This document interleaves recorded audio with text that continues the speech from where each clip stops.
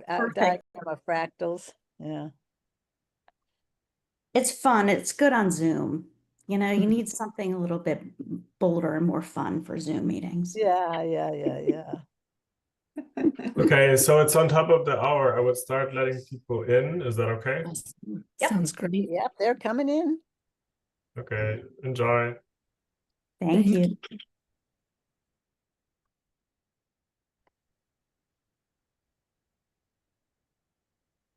Welcome, welcome, everyone. Welcome, everyone. Welcome.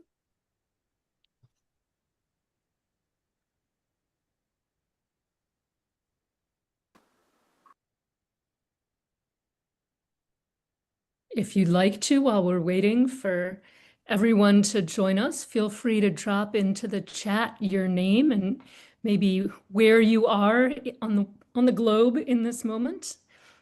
Maybe even a word about why you are here, why you're interested in ripple effects mapping.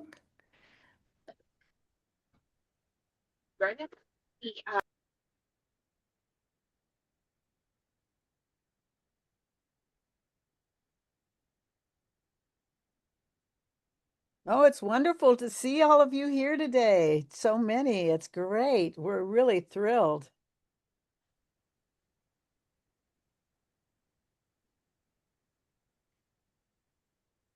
Great. Thanks, Vanessa, for sharing. Claire?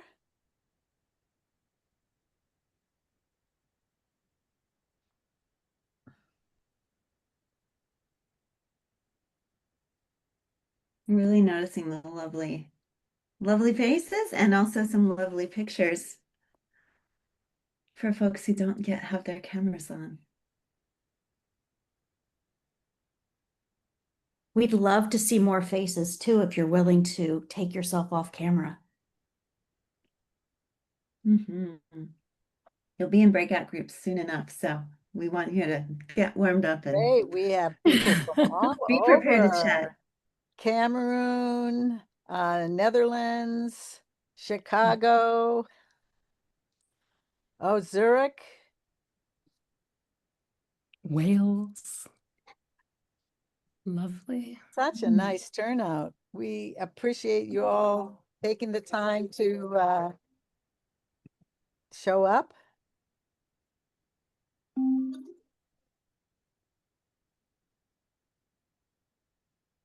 I am just finishing my dinner, so I'll be off the camera for a few minutes. Totally fine, totally fine. Maybe we'll just wait till we hit 03 because people are still coming in at a good rate here.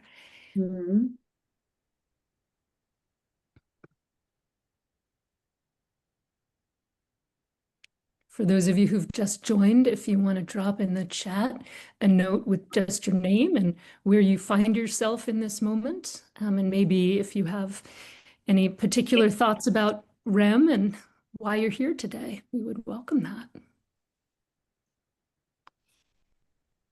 Paraguay, Chicago.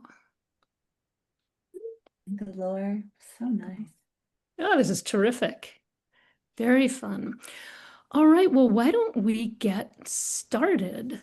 My name is Anna Bartel. I work as an independent consultant based in the US near Ithaca, New York.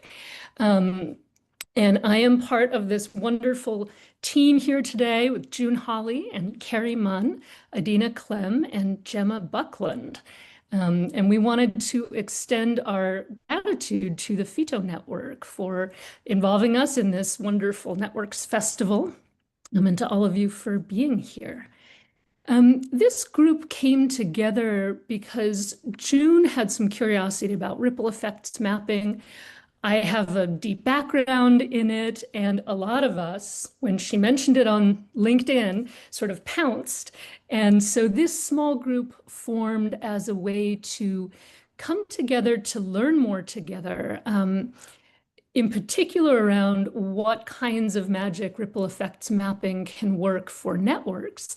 And also, our hope is to widen the global web of ripple effects mapping scholars and practitioners.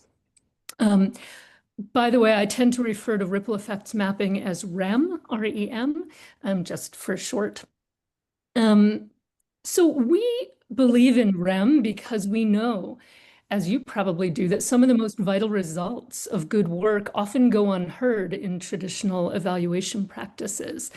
That in any complex work with humans, understanding contribution to change can be just as valuable as understanding causation. And also because a focus on stories of what works tends to lead us to do better, we find, than problem solving alone, right? As the appreciative inquiry folks at the Cooper Writers Center have taught us, what we attend to grows. And so ripple effects mapping helps us identify and grow strengths and connections, trust, and also faith in our shared capacity for right relationship and meaningful action. Some of you already said that you're new to ripple effects mapping. We did a webinar in March with the Small Foundation. I think Carrie is good, or Adina, someone is going to be dropping the link to that so you can watch the recording if you would like. And that will give you a little bit deeper dive into what it is. Today is really more about sharing some stories of creative ways that it has been used. But in a nutshell, ripple effects mapping is an appreciative, participatory evaluation approach that uses radiant thinking, mind mapping, and storytelling to understand the ripple effects of a program or experience. It uses, interestingly, the but-for principle. So not can we prove that this event caused this outcome, but if a participant says, but for my involvement in this event, I would not have arrived at this kind of an outcome. That's the sort of metric of contribution that ripple effects mapping is looking at. And it's especially valuable because of that in uncovering unintended, intangible, and often longer term impacts. So process-wise, what it looks like is, sorry, now I have to share my screen super briefly, is this. The team running it designs a question that really centers the issue they want to explore, creates space for some individual reflection, pair people up to do appreciative interviews together. Then everyone comes back to the main group for an interactive group interview, which is really just sequential storytelling. And somebody is mapping that. You can do the mapping online or in person or on a piece of paper. And then ideally, everyone steps back and looks together at that map to see what patterns or themes have we identified, what gaps have we emerged, what are we missing. You will have access to this in the recording, both of this event, and this is part of the slide deck that I shared in the March webinar. So that is a little bit about what ripple effects mapping is. I will also mention that it can take a lot of different forms. Some of you may know the work, for example, of James Nobles, who's recently put out some very generous webinars explaining his approach. It is very different from how I do ripple effects mapping, but I think that's the beauty of it. We tend to think of this really as a practice rather than a methodology. And for those of you wanting to go deeper, the field guide to ripple effects mapping is one classic resource. The link, for whoever is dropping it, the link is also in our right-hand column if you don't want to unpack it from the embedded link there. And then there's another terrific and advanced facilitation guide for ripple effects mapping that's put out by the University of Washington that I also love. So those are just two sources that I would recommend if you'd like to dive deeper. So today's event features the faces and voices of three of our fabulous colleagues. We tried to choose people from different locations, cultures, and sectors, and who are all using ripple effects mapping in quite different ways. And our hope is that you'll be able to see patterns of practice in these examples, that you may be inspired by the possibilities here and imagine some ways of applying this in your own context. A note on that, we have 2 more sessions in the Fido Networks Festival, one of which, the next one on June 11th, is about designing your own ripple effects mapping session. So please do join us for that and the next one, which will be about creating a community of practice around ripple effects mapping if you're interested. Couple of other small logistics. As I mentioned, if you are registered for this event, you should receive the recording of it. And if and as questions emerge for you, please do drop them in the chat. Our colleague Adina is going to be collecting those and making sure that they don't get lost. So June Holly, who brought us all together and is such a pioneer in the field of ripple effects, of network weaving, wants to share a few thoughts about why ripple effects mapping is so valuable for networks. June, take it away. Well, thank you. Thank you. Yes. So I'm so excited about us getting together today because I feel like ripple effects mapping, it's almost just at its beginning, even though people have been doing it for quite a while. I think it's just got this incredible potential, especially for networks. Because one thing that I see is that as it really helps us see these unintended consequences of our actions and how things that we're doing are rippling out, it's really helping us move into a more network way of thinking and being. It helps us see people and our relationships and how those relationships are helping great ideas just move through the universe. And so, what we're seeing is that it's not just what we do that's really important and valuable, but it's that it's helping others shift and change as well and helping their work be more effective.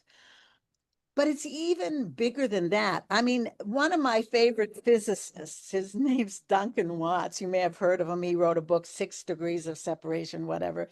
But he pointed out that it's often more important to not just look at what we're doing, but what is moving, what is rippling, what has energy. Because he says you can't figure out ahead of time what's going to really work and start changing things. You need to notice. You need to notice what's shifting and changing, and then amplify that and really help it move throughout and beyond your network. And so I think ripple effect mapping really helps us begin to see that where are these possibilities where instead of beating our head against a concrete wall, we can find what's already moving and really help it spread out even more. So I just want to leave you with this idea that you are kind of pioneers. I really hope that many of you will develop your own ripple mapping experiment, and that's what the next session is all about. Just make sure you sign up for it there. And what we want to do is just as a whole network ourselves, really begin to identify some innovations in ripple mapping, how it can really help networks, how it can help transformation really start rippling throughout the world. So think of yourselves as pioneers and help us all. Let's all share what we are learning when we do these experiments so that the whole field can really move to another level of ripple effect mapping. So with that, pass it back over to Anna, I think, or whomever. I'm not sure who's next. Yes, thank you so much, June. Always so inspiring. I think Carrie is going to invite us now into a session to get to know each other a little bit better. That is right. So thank you all for being here. We want to get you connected and talking to each other and start to connect this ripple effects to your life. So we're going to put you in breakout groups. We're going to invite you to share your name and where you are in the world. And then share something that's created a big ripple in your life or your work that hasn't been captured by a survey or made it into a funding or an evaluation report, because not all things do. So you can be, as playful and silly as you like. You can be very, very serious and practical, but just thinking about where does this show up in our own lives. And so I'm going to post this into chat. You'll be in groups of 4 for about 15 minutes. And if you've arrived just recently, I may put you in a group manually as we get started. So enjoy your conversations and have a great time. And you should see everything that you need.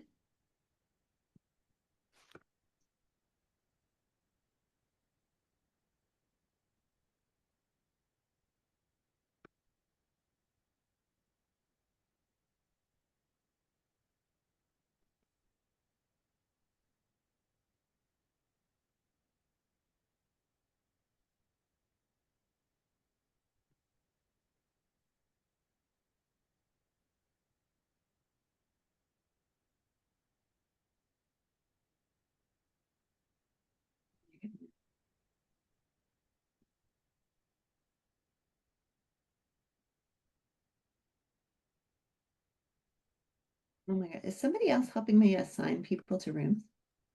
I'm doing that, yeah. Oh, thanks. Every time I touch it, I'm like, what is happening? There should be 4 people in each room. So if you just came in, we're moving into breakout rooms. Let me just, if you look in the chat, it'll share what questions that you're encouraged to share your name, where you're from, and what's something that's created a big ripple in your life or work that hasn't been captured by a survey or made into a report. So whoever's moving into breakout rooms, I'm in a breakout room, but I'm also showing up in the main room. So I'm not sure. There were 2 of you I noticed before, Kristen. You want to delete one of me and I'm in with Cassandra now? Is I that think you may possible? have to leave and come back in. Okay, just don't leave Cassandra hanging. Then I'm the only one with her. So Oh yeah, maybe she can put some. she can hear me that you'll find her and I'll try to come back into the Some I of the can rest put, I of can, you, Hmm. Tiny, Theo, David, if you need help getting into a breakout room, just let I us think know. Theo said he won't Yeah, be he said- able to join a breakout room. Mhm. I think all the other people here received an invitation but didn't accept it. So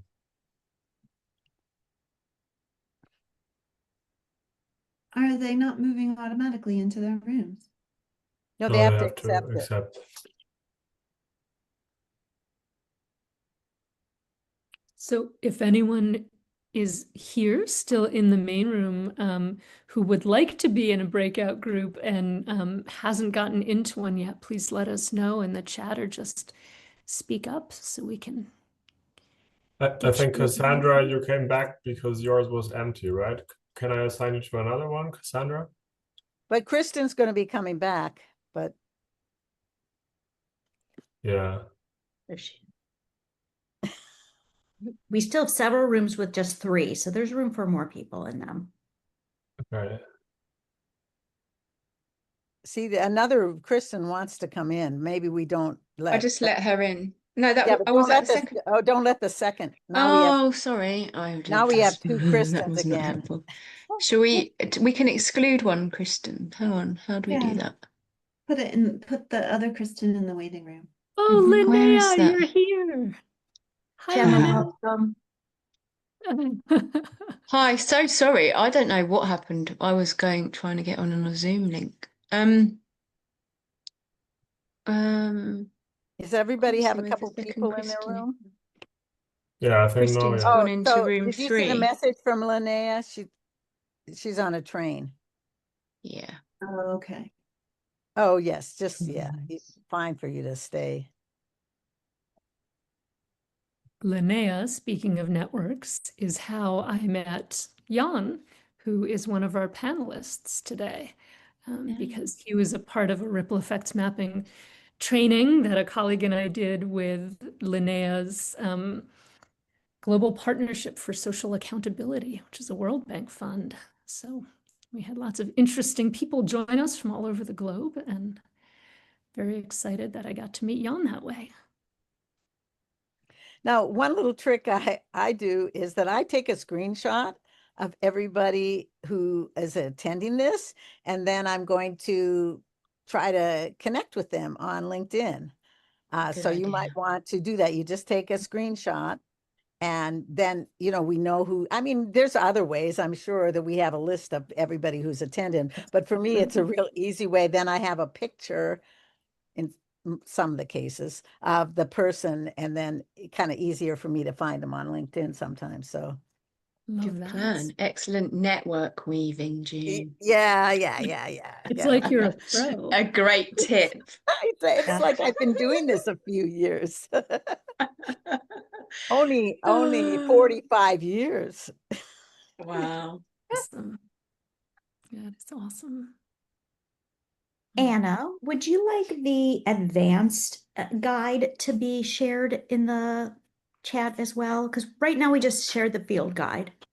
Yeah, I think we might as well. I tend to find it because it's, what is it, 13 pages, 11 pages.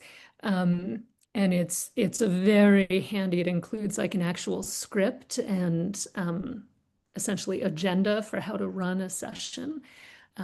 So it's extremely useful. Most folks that I have shared it with find that to be the thing they come back to most often, actually. I will take care of that. Thank you so much.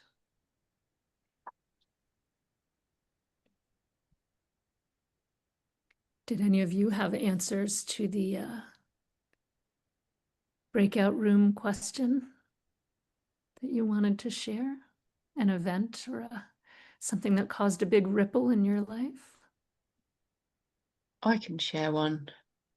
I went to an event at the House of Commons where I worked at the time, and it was a CLAW fund, which is a funder here, CLAW Arts Leadership Program with the House of Commons talking about workplace culture. And I've been struggling with the workplace culture for quite some time, since I joined there, in fact. And which is why I volunteered to go to the event. I turned up and there were lots of people from the House of Commons in dark grey, brown, black suits. And all the people from the arts organisations were wearing bright colours. And so was I. And I just had this epiphany I'm moment sorry to of interrupt, but these are June, not my people. there's nobody else in Yes. my breakout room, so I came back. Oh, Adrian, can you assign? We'll assign you to someone else somewhere. Well, So Marcella, sorry, Marcella. No maybe worries. you can just stay here now. I think that might be Yeah, we're easiest. just Then maybe Gemma, you can continue sharing, and then Marcella, if you're open to Yeah. share, because otherwise, no, it's just 6 minutes, so it might be difficult. Is that okay with you, Marcella? That's fine, sure. Thank you. Yeah, so I had spent a lot of time feeling like an imposter, not fitting in with the culture. And then I realized these are not my people. Those are my people. So it spurred me to figure out how to find my tribe outside of the House of Commons. And that's what I'm doing now. I love that. I love that. Yeah, I have one too. Mine, I had always, my way of coping in the world was always highly rational, very studied. I began university at 16 and went into my PhD program right after. And all my degrees are in comparative literature, which is also called criticism. And so very good with the slicing and dicing and. And I took a class totally out of my field that was on civil society. And a graduate student in a different program came up to me one day after class as we were, walking out into the daylight. And she said, Anna, you have such keen insight. And I always wonder what would happen if you turned all of that analytical energy to figuring out what's right with something instead of what's wrong with it. And I remember Brilliant. I was angry at the time because That's a bit of I a felt pun. attacked and I was like, what's your, I obviously I didn't say anything to her because I was a polite person. But I remember really sitting with it over weeks. And then I was like, well, it's worth a try. I literally had no idea what it would do, but it's How an to do absolute it. moment. Yeah, changed everything in my personal and professional life. Amazing. Mhm, Amazing. mhm. Marcella, do you want to share? Sure. So the prompt is, oh, okay. What's something that created a big Something ripple? that's created a big ripple in my life. Mhm. So I'm Marcella Cotto and I'm in Chicago, also known as the Council of the Three Fires. Work that hasn't been captured by a survey or made it into a report. So I think one of the things I've been thinking about is I I don't run this network, but I've been consulting for it for a while. It's like a binational network of green stormwater infrastructure peers, and they've been sort of struggling, I think, with metrics and figuring out what level of engagement is happening. Like they're using a new platform that people aren't really engaging with, but it's clear that they're connected to each other. So I just feel like whatever is happening is maybe not being adequately captured by their metrics. So it's just one thought I've had in my mind. Mm. Yeah, I'll never forget back in uh oh gosh, around 2000, maybe a couple 2002. I went to a conference on complexity or something like that. And I met a guy there named Valdis Krebs. And I had been doing stuff in networks a little bit, but he introduced me to the idea of, he had a software that mapped networks. And I was just like, wow, you could actually see a network and measure a network. And so that was a huge thing. And we went on to write a paper, building a community through, network weaving and come up with the term of network weaving together with Brilliant. another friend of ours. Wow, did that change my life? So that was, but I don't think hardly anybody knows, that the importance of Valdis, who's living in uh, Latvia now, or something, That but paper, it was, June, that yeah. was my introduction to your work. I stumbled on that somehow, and that was everything. Yeah, changed. Yeah, it's been rippling out, and I just love it. I mean, I just love how an idea of network weaving, and people come up to me, oh, I know about this concept, network weaving, and they have no idea, where it came from, and it's theirs, it's their idea. Amazing. So I've that's got another one, June, which is really interesting. I was going to an event about 2 years ago, and with Systems Innovation in London. And a friend of mine who I went to university with but hadn't spoken to for about 30 years, Nick Graham, who oh you yeah, know, he yeah. was going to that event and he reached out to me on LinkedIn and he was like, Gemma, you're coming to this event? And I was like, yes. And anyway, to cut a long story short, he is how I followed you on LinkedIn, and that's how we came together to do this. That's Hmm. I love these ripples. Yeah, I just yeah. Yeah, So we no, should I actually want to do a invite ripple you in. mapping just on people, Yeah, people interested in networks and just, how they've been sharing it out with Yeah. others, just like what's the way they're sharing it and using it. That would be so totally cool. It would Anybody be. else? Anybody else here? I want to welcome in Sona and just I messaged her in the chat just to say you joined us a bit late, but you're welcome to come in and join our sort of free for all, not breakout room before folks come back. Hi everyone. I'm really sorry I'm joining late and also my camera's off because I'm driving. I'm unfortunately stuck in traffic and didn't make it home in time for the meeting. We I understand. am based in Armenia. I am involved with a few impact networks, Impact Europe, and the Innovative Finance Initiative. I work on impact finance mostly. One very interesting ripple effect that we've been thinking a lot about how to measure and never really found a way for that is sort of this perception on a lot of asset allocators, impact investors, philanthropists that sort of thinking about where they're investing their money, especially if they come from more of like a business venture capital background, sort of trying to think of also about social businesses, social enterprises, different kinds of social collectives Yes. as something investable in a sense, as something that is within their area also and within their scope and could also work for the way that they're allocating their capital. And we definitely see a change in that as we work on the ecosystems. More and more people start to think about, okay, I'm a traditional investor. How do I also invest in something outside of the traditional scope? But it's really hard to measure because it's one thing if they actually do end up investing that you can measure. But the idea that they start thinking about it and start considering it is very hard to measure because now that they're aware of it, they're considering it, it's in the pipeline, and eventually it will happen. But we don't know how much of that is the ripple effect of us trying to build this ecosystem and working with them. We've never really found a good way to measure on how these attitudes change. Maybe Adrian can hook you up with the Pando group, huh? Is that possible, Adrian? Because there's a group that's thinking about that very, very same issue. So Yeah. you are not alone. You are not alone. Is that Pando? How do you spell that? Pando, P-A-N-D-O. Adrian, can you do it or do you want me to try to do it?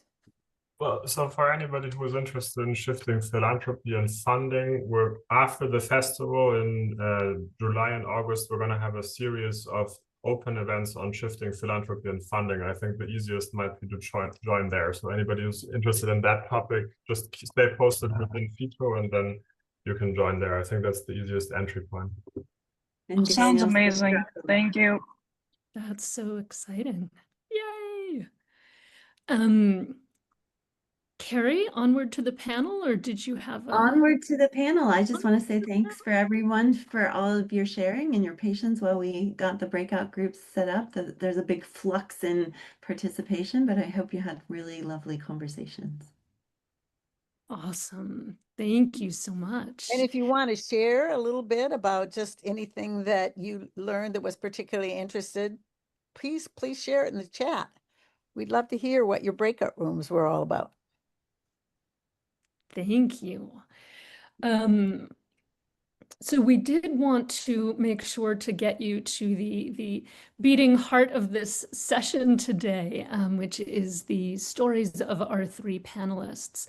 So the fabulous colleagues that we have, I'm going to introduce them briefly. I don't know what order they've chosen to go in, so my introductions may not be in the right order. But we have Nono Sekoto. I don't know if you want to wave to us, Nono, who is a co-founder of Circle Generation, a women-led and women-owned consulting business based in South Africa and with a global team. Their work focuses on making relationality visible and cultivating leaders who catalyze collaboration by amplifying their capacity to enable connections that build trust and support learning and sharing needed for collaboration. We also have Gemma Buckland, who is a social researcher who has worked in academia, the voluntary sector, and parliament, although we've also learned today that her people are not in the House of Commons, but are in fact artists. She's primarily focused on policy advocacy for social change and focuses now also on systemic change and developing methodologies and co-created outcomes frameworks, which can meaningfully capture such change. And we also have Kwan Menyon, who is based in Indonesia as an independent monitoring and evaluation consultant and researcher. He has professional experience across the Indo-Pacific region. He's currently also pursuing graduate studies in philosophy and serving as a volunteer with the Center for Crisis and Humanitarian Studies in Indonesia. So each of them is going to offer a brief story today. If you have questions that emerge in the process, please do, as we keep saying, drop them in chat. And our colleague Adina will make sure that we can get to those. So who is going to go first among us? Do we have a volunteer? Should I just pick one of you? No, yay. Thank you very much. Sure. Thanks so much, Anne. Hi, everyone. So excited to be here. I'd like to share a quick presentation just to, just to guide my talk. Otherwise, I'll be talking forever. Just give me a second. Let me know if you can see my screen. Yes. Perfect. Thank you. So today I'm going to share a little bit about our fellowship and how it is that we're going to be using the RIM method, and we're really excited to test this out.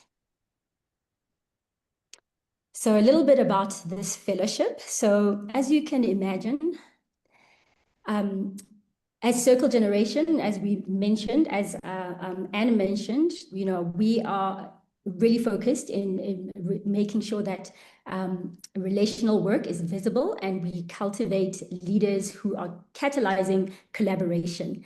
And of course, this is kind of one of the world's first designed fellowship that is designed for relational systems change leaders. So it's called Bopa Dipeo Fellowship. And as you can see here, Kerry Munn is also my co-founder, who you've seen facilitating this session. So Bopa Dipelo Fellowship is a 10-month practical learning journey. It cultivates capacities as well as capabilities for facilitating cross-sector collaboration across Africa. And we focus on collective sense-making, learning across perspectives and position of power, navigating complexities. We also are focusing on helping stewarding ongoing engagement and co-creating emergent futures. And so how it's structured is that we have, in the 10 months that we have the fellowship, we have 2 in-person convenings to make sure that our fellows are getting to really build relationships at the beginning and as well as the end.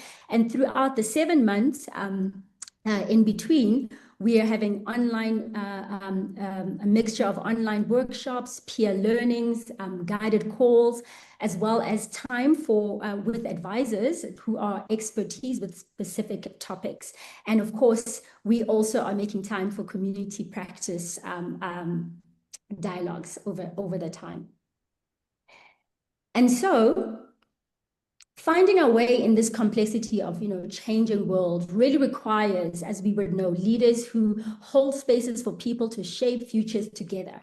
And so collaboration, we need leaders who can really catalyze this, as it's not going to happen on its own. So impact networks really give us a way to strategically convene, connect, as well as catalyze diverse stakeholders to kind of work together systematically to change their desired future.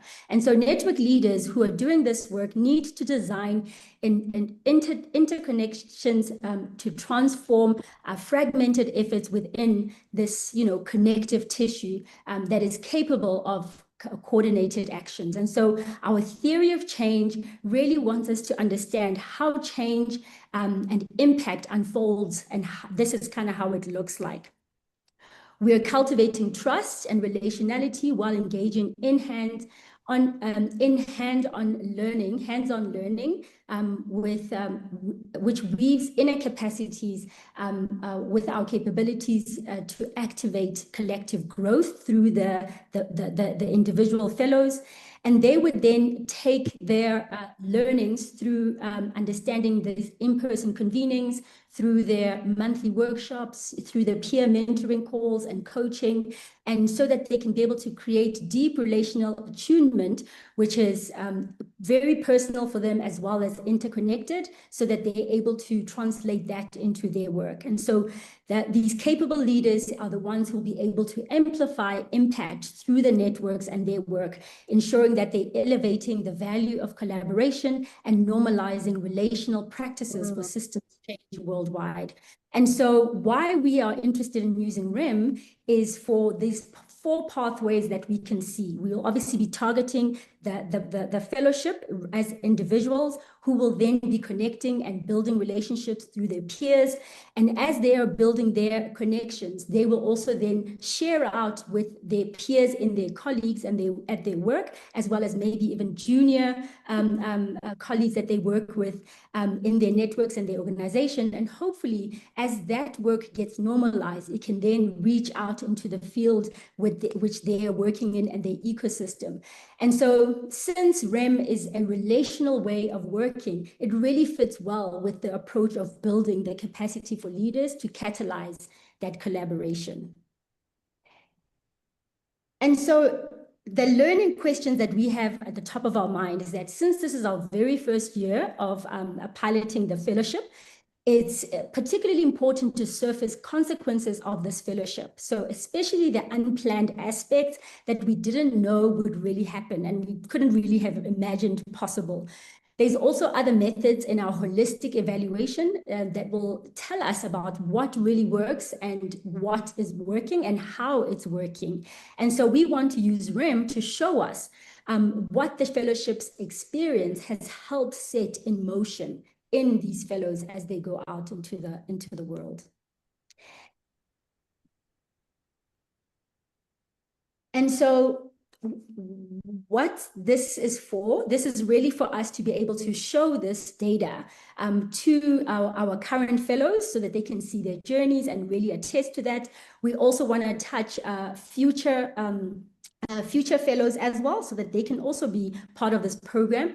We also want to speak to our current funder and show them that the work that they've done and how it's really been how it's been successful. And we also want to engage prospective funders around, to reach more people so that we can have more programs in the future to bring more fellows into the program. And then lastly, currently, this is how we aim to, how we are planning to conduct this RIM in our sessions.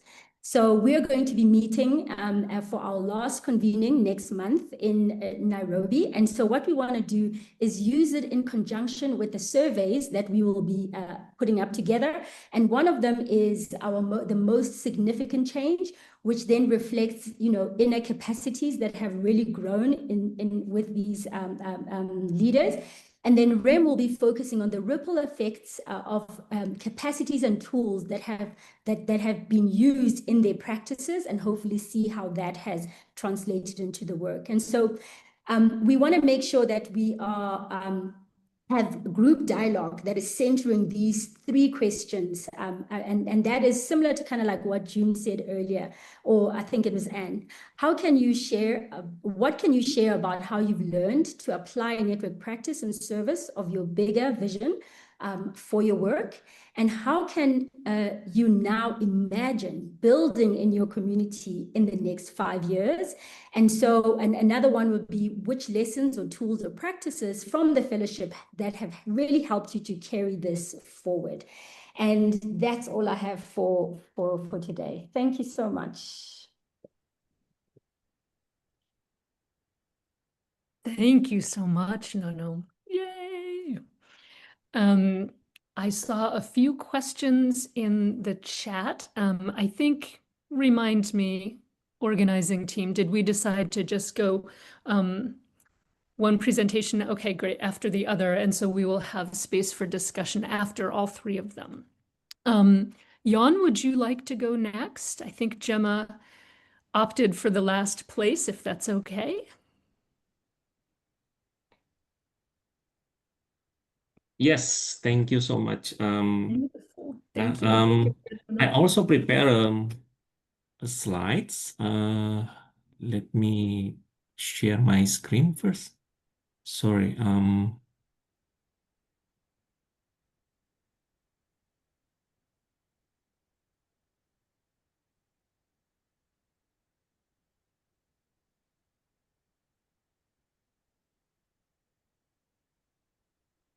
Okay.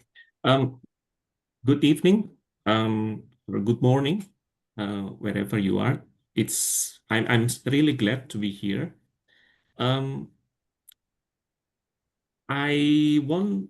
Before I begin, I want to be honest with you that I'm also still learning about RAM, and I will not be like providing like a lecture or presentation of something very high level learning, but I will share my experience from applying RAM, especially in my recent project just last year. And from there, I would like to share with you some of my notes, some of my reflections on what I've learned. So the project is World Bank funded, called the GPSA, Global Partnership for Social Accountability. So basically, this is a program that try to promote social accountability through working with the civil society organization in the health sector here in Indonesia. So for those of you who didn't know Indonesia, Indonesia is a country in the Southeast Asia. We have 270 million about population with 100 actually like 100 ethnicities and languages. And Barack Obama, the 44th president of Indonesia, spent half of his childhood, about 4 years in Indonesia. So that's the country. The program is working through this Fatayat NU, a woman religious-based, very large organization with hundred of, I think not hundred, but million of members in the country.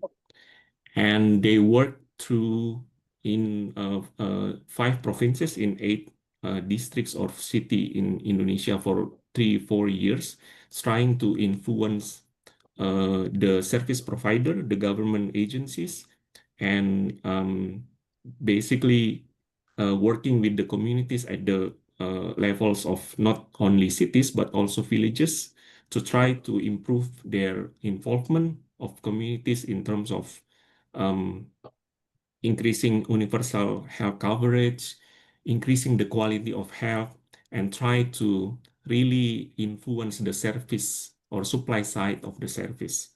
So it's something that is very tricky, especially in terms of Indonesia, which is still a developing country with a lot of, I would say, structural challenges, systemic challenges, and in many cases, I will say in the last 10 years, with struggling democracy, struggling political system because of a very powerful government on one side and the weakening civil society on the other side. So that's uh, some kind of the context which make this program is a tricky one, in my opinion. As I work as a evaluator of end of program evaluator for this specific project.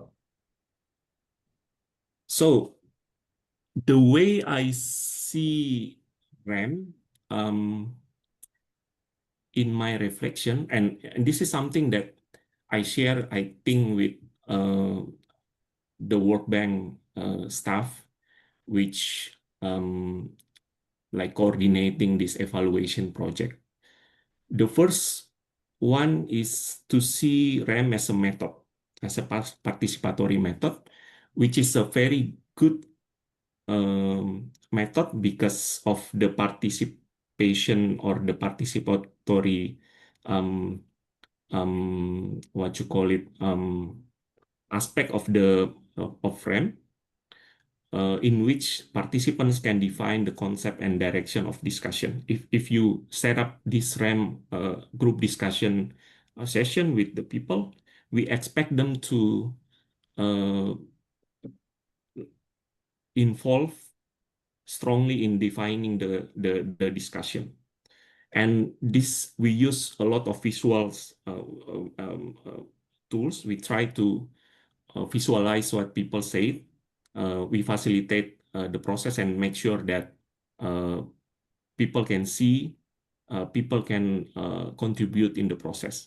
And what is also interesting is we can use like a mapping, and by then we can see directly the kind of interrelations among outcomes, and people can again visualize and contribute to the process of what they look in the picture, in the mapping.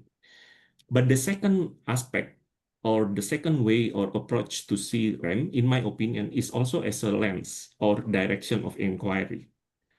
What I meant by this is that by ripple effect what we try to take a look, or what we try to focus on, is to really try to see into the small narratives. In cases of Indonesia, like I mentioned before, in the developing country with very struggling political system, the sphere of like civil society, or if you talk in a public setting, in many cases the narrative are the narrative of the government, the narrative of the service provider. What you don't really heard about is the narrative of the people, the narrative of the marginal, especially the marginal people in the community. So this is something that the way I see ripple effect mapping is we can use this method, this approach, to try to inquire, to try to come out with the small narratives of the people. The second one is to really focus on the perspective of those in fact affected by back services, public services, or something that still a very problem at the community level, especially for vulnerable and marginalized groups.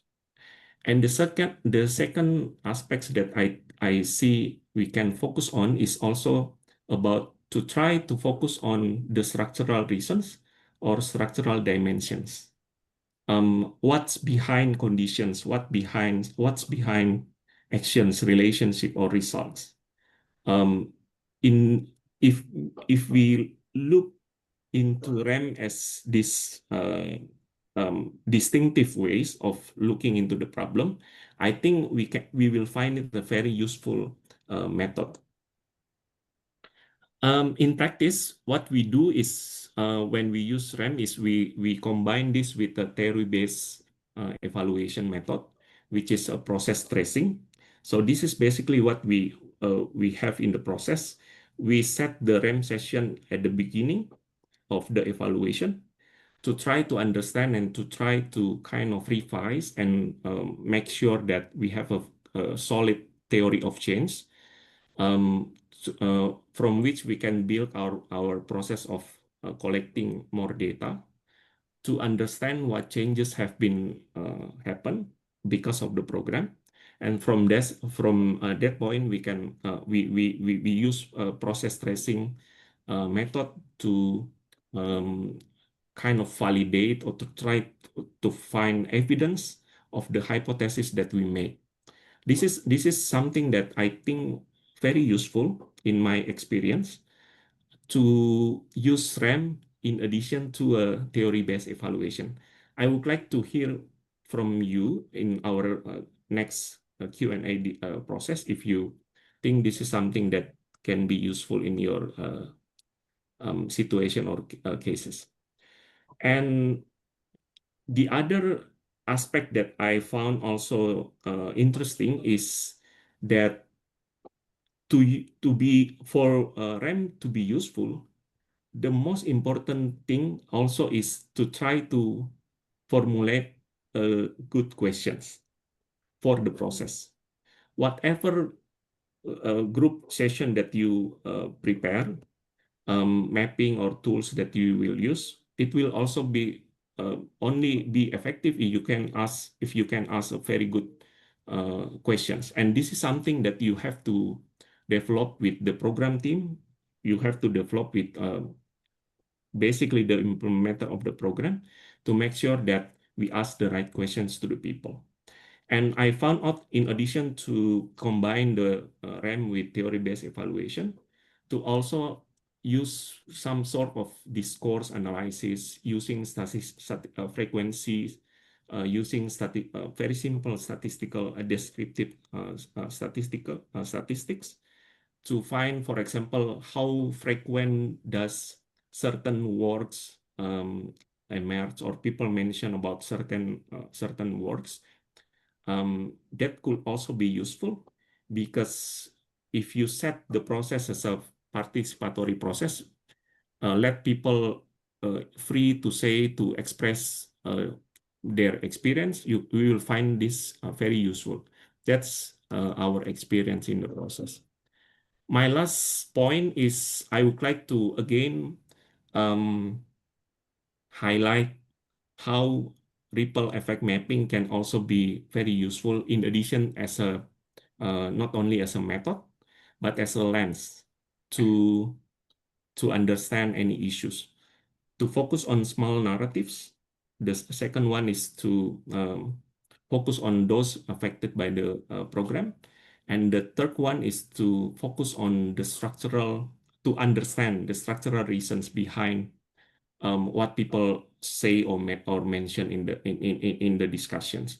And this is something that, in my opinion, will be very useful, especially if you are working in the setting of developing countries or in the setting of a very tricky political economy situation or setting like Indonesia.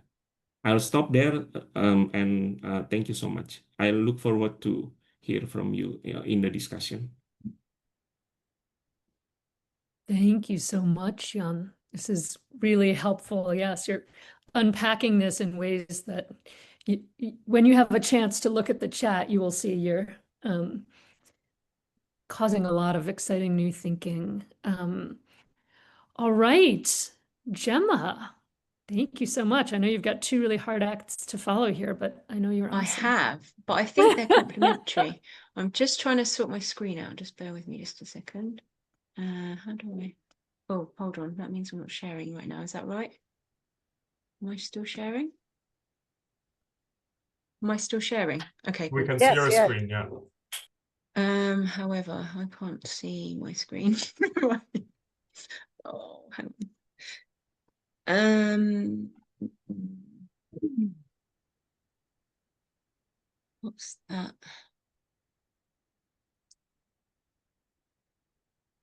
Side by side. Bear with me, sorry. Oh no, I don't want to see that. Okay. I might have to change this. Hold on, bear with me. Oh.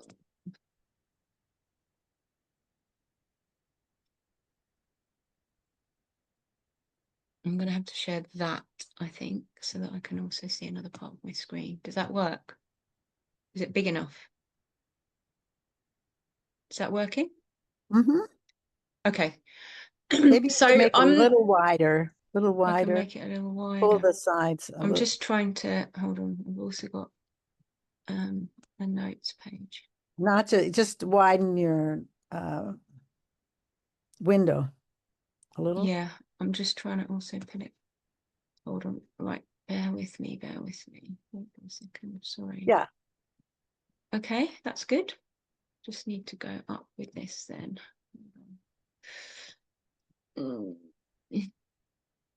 Okay, right. So I am actually mostly going to be speaking from this lens perspective, I think. So I'm reporting on an evaluation of the National Creative Health Centre's Creative Health Associates Programme, which I conducted with a colleague who isn't here. And it was funded by them via the Arts Council in England. Next slide. So we were evaluating this Creative Health Associates programme. So creative health is around engaging people in arts, culture and creative activities like visual arts, music, dancing, gardening, crafts, in order to support physical, mental health and well-being. And the idea was that they would put an associate into a place in England in a health system, and there were 7 of these posts. So the idea was to change health systems through creative health, and looking at how health systems could benefit from creative health approaches much more strategically, not just individual interventions, which is typically what happens here. So it was really a networked intervention. It was working across the arts, it was working across health. We also have local authorities involved in public health in England, and also then linking into communities. And I've already mentioned about the funders. So this wasn't a linear program, it was about a network of systems, and that's why we chose to use a ripple effects as the way in which we looked at the impact of the program. I should also emphasize that we came in at the end of the project to retrospectively evaluate, and it was a 2-year program. And because of the complexity of the intervention and also the stress under which public health and the National Health Service were operating, it wasn't thought that we would be able to get people in a room to think about the ripple effects and do it as a single process. So we instead used most significant achievement analysis with the people in the post, and we did a ripple effect survey of the partners, and then we brought the people who we could get in a room together online into what we called sense-making groups afterwards to show them what we'd found. So we used 2 systems frameworks. On that writing is a little bit tiny, but I'll talk a bit more about that in a sec. Oh, hold on. Done. The Bacana 2 loops model, which was talking about the transitions in the system, and then the Carnier's 6 conditions of system change. So we wanted to look at not just the kind of impact in terms of patient experience or numbers or what people were thinking about this, but really looking at how it had changed the paradigms within the system that the people were operating in, or started to at least. And we wanted to capture visible and invisible and sometimes felt impacts, which are possibly not as easy, they're not as tangible to bring out in a conversation. So we really focused on the relationships, the power and the narratives, and we wanted to explore the contribution that these posts had made to influencing that. Bear with me a minute. Can't move down. There we go. So it was really about not using REM in a kind of formal sense, but using it to inform the way in which we were thinking about how change might happen. And I think in future we will be using REM, but I'll talk about that in a minute. So next slide. So we used the 2 loops model and to kind of get into the real depths of the change that were happening. So we were able then to look at the kind of dominant loop for people who aren't familiar with this model. This is the status quo, like what's happening in the status quo, and then what's happening in terms of the new that we're trying to build. So there are 11 points on the model that we used, and we were able to look across those 11 points to look at the change activities that were happening across the network in each area in this process. So it was looking at change as a dynamic and iterative process, looking at individuals, teams, organizations, the sector, and then at the kind of national, regional and local level. So it was really able to look at like multiple dimensions of the change, and then looking therefore at the interplay between the traditional systems of healthcare, which were beginning to wane, and the emerging innovative practice, which were providing the foundations for transformation, and which creative health was potentially can contribute to. So we were showing how possibilities for change were opening up. And most of the change that happened was in this naming and connecting part of the model. So it was these things are creative health. This is the evidence about creative health. These are people who might have creative health in their role. And so we were able to map that as through the evaluation tools. And then we also used the Carnier 6 conditions of system change model. Gone wrong slide. So this was around not just looking at shifts in policies, practices and resource flows, which was what the health system wanted and what the local authorities wanted. They were like, how do we get this into policies? But it was really that we found there was a lot of resistance to that. There was also very little funding available because it was being used in the traditional healthcare system, traditional public health systems. But what we were able to see was that there was a lot of work happening under the surface in relation to the relationships and connections that were happening, the power dynamics and the mental models. So we used the language of enablers and barriers rather than opportunities and challenges, because we were able to demonstrate that some of the relationships and connections that were being made that were more difficult were actually highlighting something about the system, the wisdom of the system that enabled the creative health associates and their colleagues to work in different ways. So we were really looking also at the mental models in the healthcare system versus the art system and how they played out against each other and what impact that had on the potential for the ripple effects. So just a little bit about who we, done it again. Little bit about who we spoke to. So we were talking about the actual with the connected post holders predominantly, and a few representatives of the system partners, and then they were sponsored in each area. So we spoke to the sponsors and some other stakeholders, and most of that we did through interviews with the connected post holders. We had reflective conversations and these sense making workshops with the other participants who were harder to access. And then we also did a survey, a ripple effect survey, which we got people to actually think about what are the most significant changes, but then what have you seen that's happened as a result over the course of this program. And 2 years in such a big change program is actually not very long. By the time you got someone in post, started getting them connected to people, not a huge amount was able to happen, but we were able to show that using those two models that there was an awful lot happening. The post holders themselves came to us saying, I don't really think we've done very much, sort of shoulder shrug, don't really know what we've achieved, and feeling quite despondent about it actually, knowing that they'd worked really hard but not able to sort of point to anything tangible. So we use these methods to enable us to really get to the depths of the ripple effects in really micro ways. And it was all very co-evaluatory kind of process, even though we were doing it in retrospectively. We tried to do that as much as we possibly could. And so in terms of what we learned, what have I done? We couldn't really see tangible changes in policy, practices, resources, or patient outcomes, which was what the health systems wanted, as I mentioned. But we really were able to demonstrate this network effect and the value that came from the connections, not from just individuals, but from the relationships that were being built, from the dynamics that were being shifted, from opening up the possibility of what creative health could potentially do in systems that were kind of struggling and really digging deeper in terms of their traditional methods. And it was the relationships that drove the change as much as anything else, rather than there being tangible programs or interventions that were happening.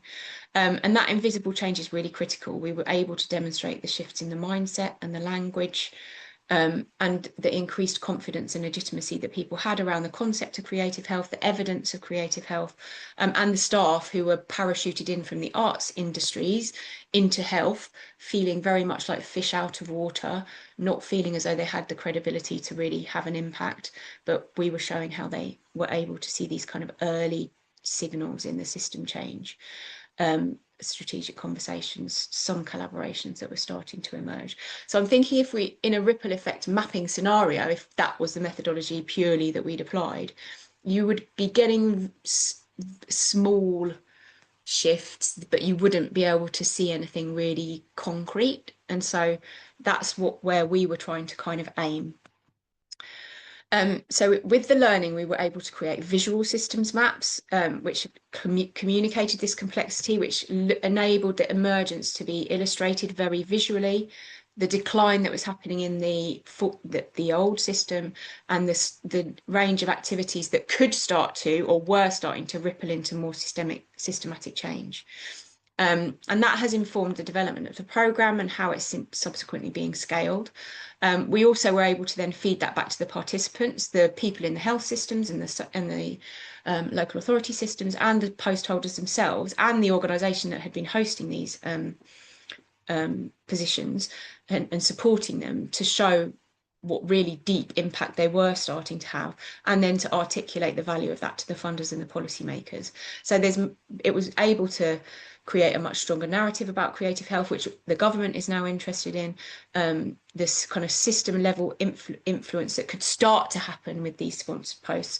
And then we are about to start evaluating a much more scaled up version, which is 25 to 30 posts across England, which would be significant, which has also got a commitment to continue that through mainstream funding afterwards. Whether that happens or not in practice, we will see.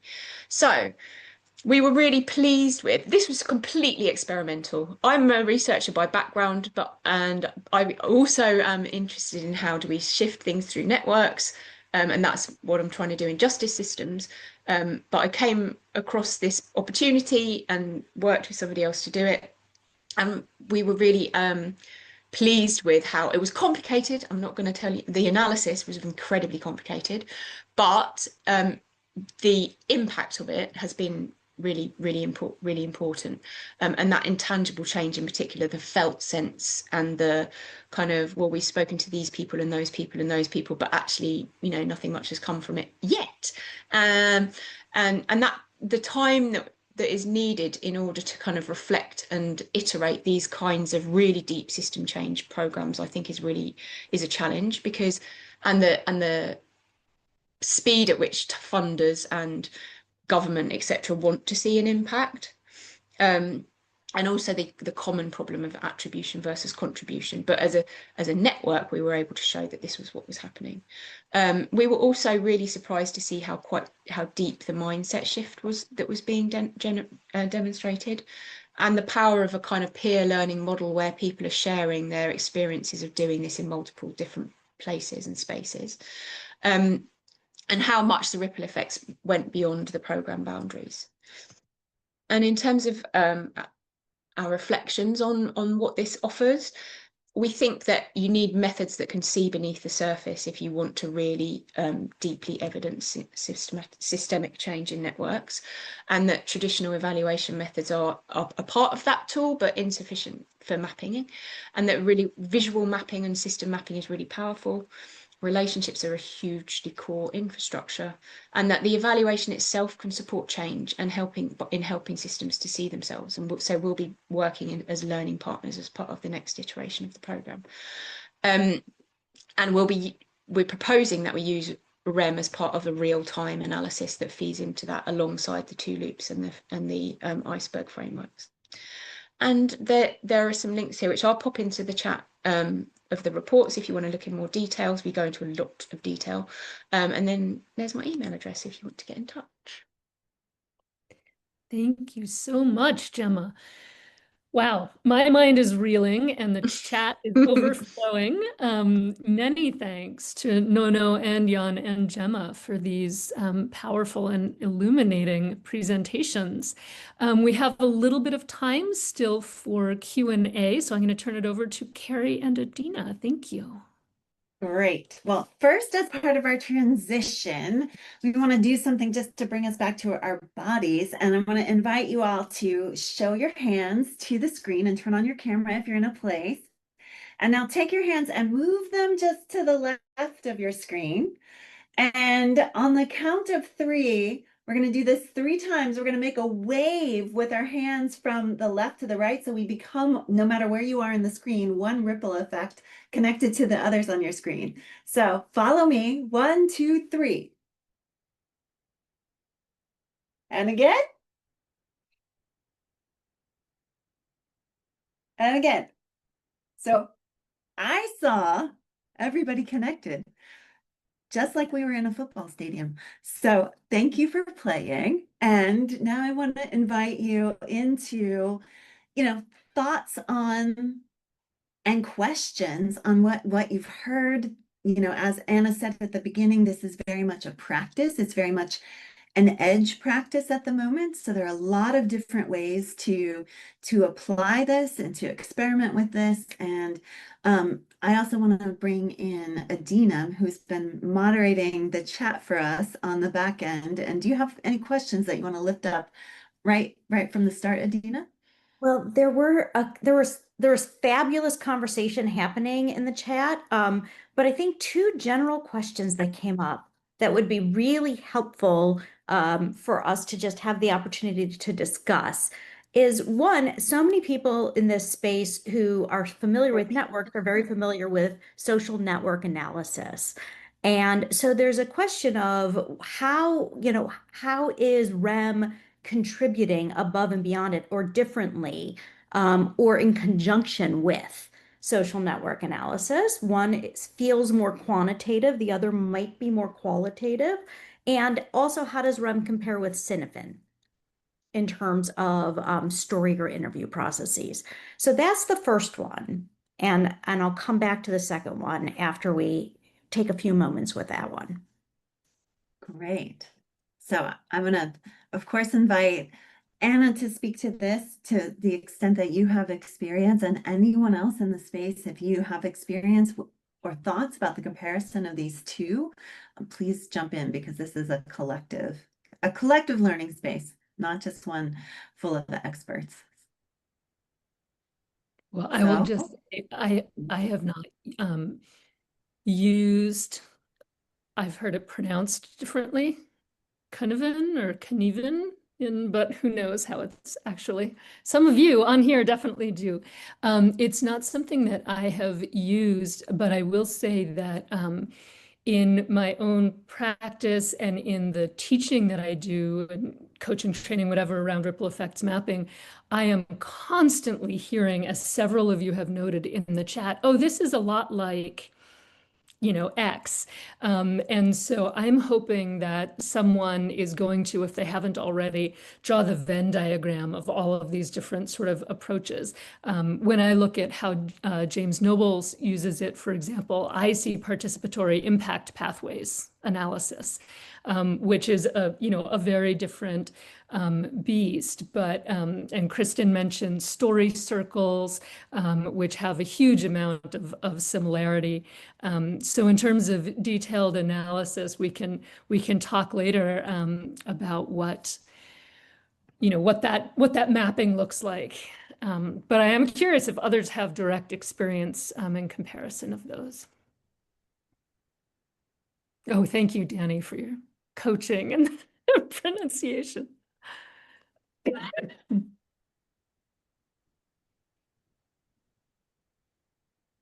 Anyone, someone who knows more than me about that? I don't know. Might be a future research question and more to explore. Adina, do you want to bring us into our second question? Another question was, a lot of funders or board members are very interested in the clarity around a theory of change. So how do we use this to allow for emergence and to ensure that that we make that space for emergence to happen as well and to be captured?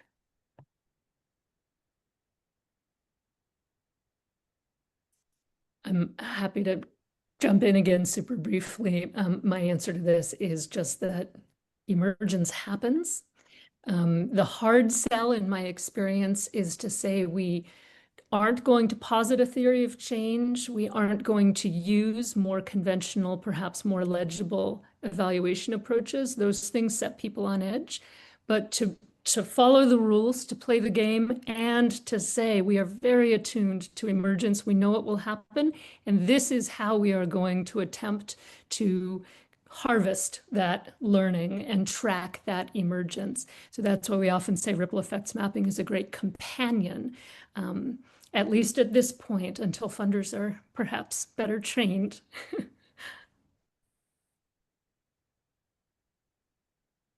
Gemma also has a Struggling to perspective. put my I can't work out how to put my hand up. Sorry. So we are thinking in terms of, we use a kind of term of a theory of transformation, and try and look at that kind of in terms of the diagnostic of why a system might be stuck, and then what's the destination that you're trying to get to.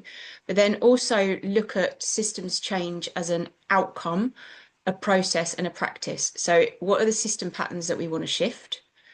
What is the process of how the change keeps happening?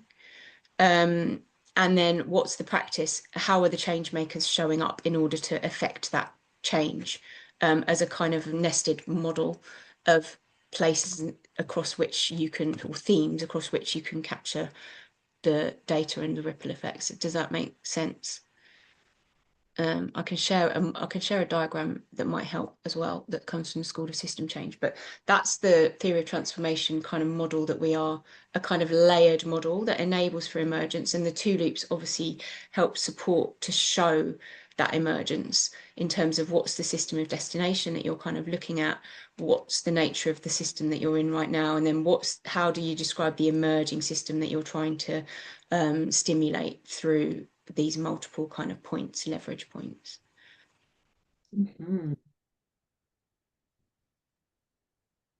That's Oh, Go ahead, Jon. That's a very interesting question. I mean, if we the design process of the program always donors and the design team will try to make a theory of change, right? Which is very much the simplifications of the reality at hand. By reality at hand, I mean for example, health program. The way they see, the way they make TOC is always by only looking at the very specific issue and simplify it into 2, 3, 4 outcomes, and then outputs and so on and so on. And in the implementation process, basically program will have 3, 4 revised TOCs, right? And what we have at the end of the day, at the end of the program, is basically the challenge to make to prove that the TOC is working or not, or the program is effective or not, right? That's the question.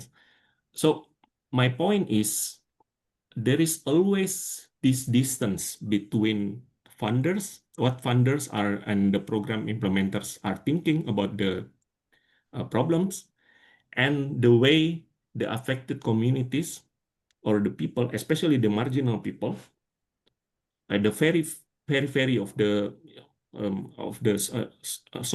any social system, different ways of thinking.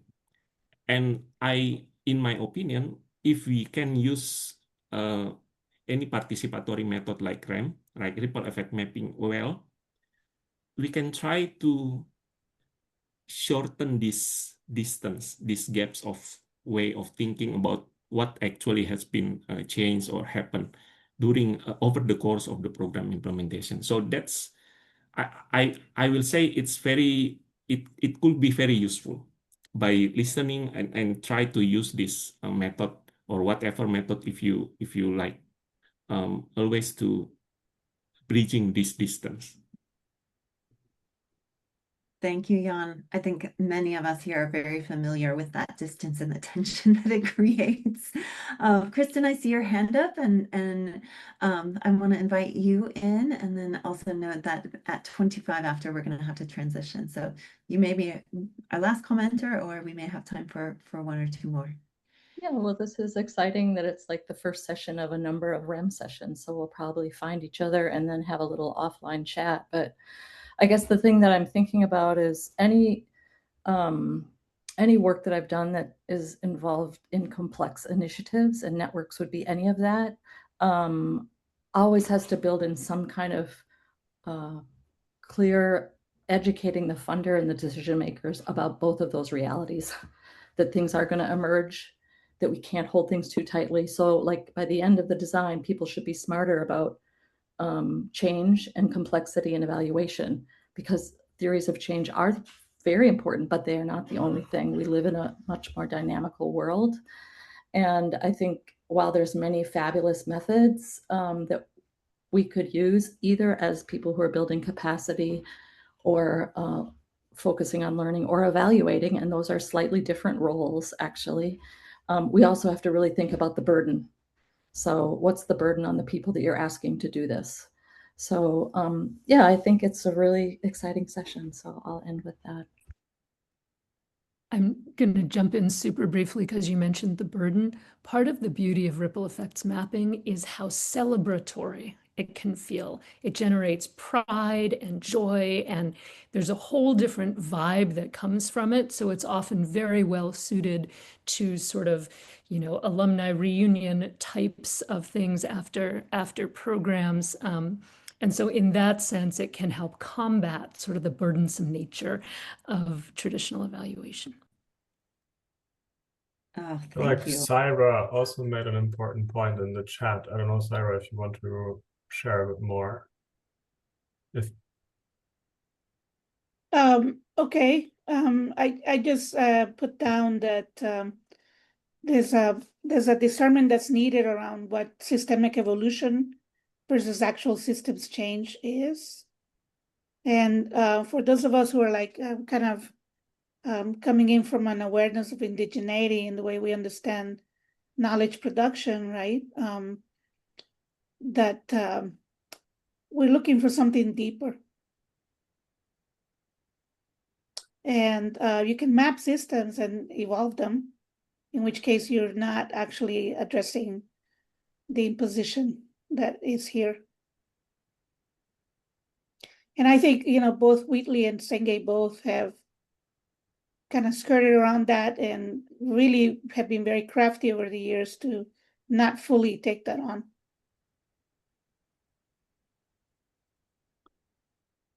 Thank you for that. It's important that we continue to look at the depth of the way that we make sense of the world and do that together, and the patterns that we replicate even in the way that we use the models. So I really, really appreciate that. Thank you for bringing that forward and all of your questions. And as Kristen mentioned, we're going to be here again in a few weeks, and we hope to have all of you with us. And before we go, I want to say not only thank you, but also welcome in Adrian to share a little bit with us and bring us to a close. So first of all, it's time for some applause. Please give it up for Nono, Jan, Gemma, Anna, June, Carrie, Adina, and also all of you, of course, for listening and joining the session. Thanks so much for your time and attention to this. Thanks to the organizing team and the speakers for putting all of this together.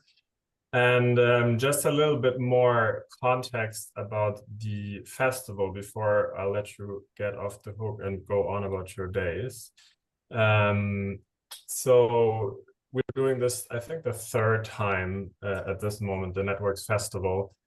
I started off by saying the first year, this year our motto is, if you want to change the world, throw a better party. But it's just been the motto every year, because we really embodied joy, playfulness, this kind of energy of what Saira, you said in our conversation yesterday, of huddling around possibility, being energized towards possibility. And we're really here to connect, imagine, and rewire how change happens in many different ways. Feature principles are to listen deeply, to share stories, to embrace failure, to show up as ourselves. So I think this has definitely been part of this session today, and just inviting you into these principles as we're going forward in the festival. And in the last year, we've had sessions really all over the place with a lot of different topics, of course, all related to networks and systems change. This year, we're making a change. We're having 6 different tracks. So network technology, ripple effect mapping, which you're here today, evaluating impact, collective organizing and governance, equitable collaborations, and healing-centered leadership. So within each of those tracks, there's going to be 3 sessions over the course of the festival. And then also after the festival, 1 or 2 months after the festival, there's going to be groups and experiments around these topics. So in this space around ripple effect mapping, it's going to be a community of practice where you can apply ripple effect mapping to your own network, and the other groups are going to come up with other experiments. So just saying that there is a long-term component to that. So choose your tracks wisely and how you want to engage. We're basing this on the gift economy. So there's obviously a tremendous amount of coordination and preparation that goes into this from all the track hosts, also from the Feature core team. And all the contributions that go into the festival will actually be used to sustain and finance the experiment. So it will go to all the groups that are going to do something. So if you're interested in the ripple effect community of practice, please consider also contributing financially, because it will go towards that. Currently, only 20% of people contribute, and we have these different tiers. So if you cannot make a contribution, that's always fine, and you can just, it's still accessible, but if you can, that's great. And then last thing I want to mention is that you can, of course, keep engaging in what we call Feature land. Like, it's a space of many spaces, a landscape where you can meet many different people and groups and topics. So obviously now during May and June, we have the festival sessions. Right after the festival, we have the Fix-It stations, which are practical peer support spaces around practical network challenges. So you're going to hear about that soon. Also in July and August, I've mentioned this before, there's going to be sessions around shifting philanthropy and funding infrastructure. So if you're into that, keep an eye out on that. Around August and September, we're going to launch the track experiment. So the ripple effect community of practice will probably start around that, as well as the other track experiments. And then in September onwards, we're going to continue co-creating Featureland as a bright, colorful, joyful place for network weavers, funders, facilitators. So hope to see you there at the festival in Featureland. Thanks again for joining. Thanks again to the organizing team and speakers. It's been a pleasure, and have a great day. And don't forget to go to fito.network and you can sign up for the newsletter. And so you'll keep in touch with all of this, because I know some of you haven't done that yet. And it's a great way to stay in touch. And we have a kind of ritual when you sign off. Please unmute yourself, say goodbye in your mother tongue or any language of your choice. So we're going to say goodbye. I'm going to say goodbye in German. Tschüss, tschüss, have a good day. Habt einen schönen Tag. Just unmute and say goodbye to everybody. Bye. Bye-bye. Bye. Bye. Bye. Join us next time. Don't forget to join us next time. Bye-bye. Ciao. Fabulous job, team. Fabulous job. Thank you, Quinn. Yes, it was just really, and no, I'm gonna have to go. I'm gonna make you host June, so No, you can have a okay. debrief. If you want to have a debrief. Okay, yeah. If Thanks, any of you Adrian. can stay. Thank you, Adrian. Okay, thank you. Bye. Roberto, you wanted to say Alright. something? Oh, yes, I am interested in the presentations. Someone said in the chat that they were going to share, but how? I want to make sure that the presentations are shared. I put a link in mine. I put a link to mine in the thingy. And so did Jan. Jan did. Yeah, you did can too. download his. Yep, from And there. Nona, Carrie, can you share her slide deck? I can. I guess still put it in the chat or whatever. I can't share it in its current format. It needs a little bit. There's a lot of extra slides in it that aren't. Oh, okay, okay. But we will be sending Right, things the out plan is to people. send out all of the recordings after this session to anybody who registered. Increíble. Muchísimas gracias. Increíble sesión, ¿eh? Genial. Gracias. Que estén bien. Gracias. Thank you so much. Anybody else want to say anything? I don't think I've ever been to such a lively. There were so many They're questions. really brilliant, really in my That was life. amazing. It Yeah. was Oh my just gosh. amazingly energizing. And so I downloaded that chat because I don't want to wait because there's so many questions. And I also hope I can get the transcript here soon because, wow. It's I'm so many so things for us to excited think now. about.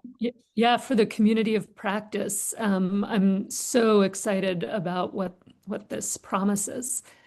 Yeah, absolutely fabulous. Well done, everybody. Yeah. It was worth the work. Yeah, it really was. Well I mean, look worth at how it. many people came. I mean, there's in the 60s. I think there were over 60. Yeah. Yeah, so that was great. And that was a pretty good percentage, I think, of people who signed up, which is always a good sign, shows that there's really extra interest. So, wow. So I think all of the questions, amazing. do you think that I think we'll be asking too much of our speakers to send them the questions and see if they wanted to respond to them. Well, I mean, you could there are a give lot them of quite detailed I had a lot for methodological ones. Gemma, you'd be willing to maybe Yeah, so, I can do it. But some of the detailed methodological ones about comparison, I probably wouldn't be able to comment on because I'm a rusty social researcher. Hey, how about if I took the chat and put it in my Claude and get Claude to organize it by questions and who the questions might be, because I think some of the questions we all could answer, and then we could get get as many answers as we could from that and then have that be part of what we send out. What do you think about that? I think that Mhm. people are going to learn in conversation, and the best Yeah. thing that we could do is curate them, as you say, and save them for the community of practice. Oh, Okay, okay. that's a good People Okay. will learn Okay. better in dialogue, and we can just Yeah, say, you're as good point. seeds for why would you come to this community of practice? Well, we've curated all these really hot topics. If you're interested in discussing these and other things, then come. But that doesn't, because I just feel like it'll just get lost in another email, and it Yeah, won't it could be- easily get lost. Good Yeah, point. Yeah, We could yeah, bring that's it fine. into that final session. These are the things that have already, have Yeah. already come when we're out. designing, these are the kind of things people want to talk about. And then people could prioritize, and we can. Yeah, then we can start like a little bit of heat mapping around those topics, new topics people want to suggest, heat and mapping. create a That little bit of sounds learning fun. agenda in real time. That should Yep, be that's a great idea. And I have the list already. I can just share it out with you, with everybody. Oh, brilliant. Oh, And, okay. Okay. Yeah. yeah, you don't need to, just because I I was don't going, need to do except it. for the ones at the last, where it was really more of a discussion. People were really just putting their comments in as opposed to asking questions at the very end. So. There's also a surprising amount of interest in the history, with a bunch of assertions about sort of where it came from that are not consistent with how I understood it, but also the sort of it fascinates me when an approach like this is treated with a logic like that. Like, we can define who founded it and where, but it creates, I think, an opening for some interesting sort of historical. Anyway, I'm a nerd. I may go into that and see if I feel like that is why not though? It's part of it's a strand. That's like coloniality in academia at its finest. Well, and especially in the group of the folks who came together to write the field guide. I don't remember everybody in it, but of the three main names that get spoken, the dude is the only one who gets named in these things, which is why I was like, Deborah Hanson, Lori Higgins, like, let's name the names. But yeah, especially because they were doing this before. I think we should kick this note taker out, by the way. I've just realized is that. That's the, yeah. Vito's note taker.